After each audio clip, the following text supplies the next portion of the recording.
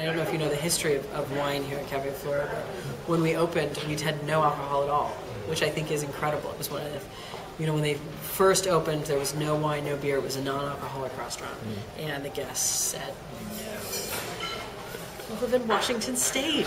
We have to have wine." And so, the previous owners were like, "Okay, great, sure, sounds good," and started bringing on wine.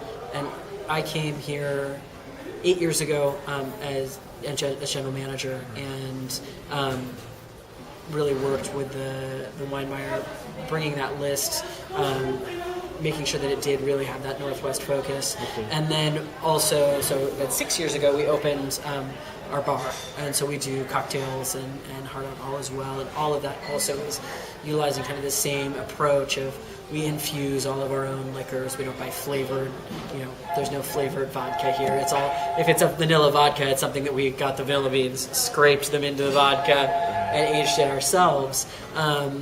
So I think it's been a fun history as a place that didn't start out with any wine at all. Because I do think we've got a great representative of a ton of different varieties here in the Northwest, and why are we going to reach to France or reach to Chile or reach to Australia when we can look within our own state and down the coast and find so many fantastic wines to feature? Basically, other than a couple of the wines, they're at least salmon safe. Yes. I mean, there are Definitely. sustainable practices involved with each wine. And a lot of the ones that don't necessarily have that, but they're so small they can't afford the certification. And we feel the same way about farms. I go to every farm that we source from. Any farm that we buy from is a farm I visited. And a lot of the old-time farmers are like, you know what, we've been organic since 1967, and we don't need the government to tell me that, it's great. And I think there's that mutual trust, and of course you don't need the government to say that you're organic, and we're one of 3 restaurants you sell to, and that's it, and you're at one farmer's market, and why would you do that? And I think the same is true for wineries. I think there's, we're always looking for the most sustainable product that we can buy and support, and also to show to our guests, so that our guests will then be excited about that wine, and they'll continue that support at home by buying those wines and bringing them into their own homes and sharing them with their guests. So when we look at our wine list, that's one of the first things we want to know.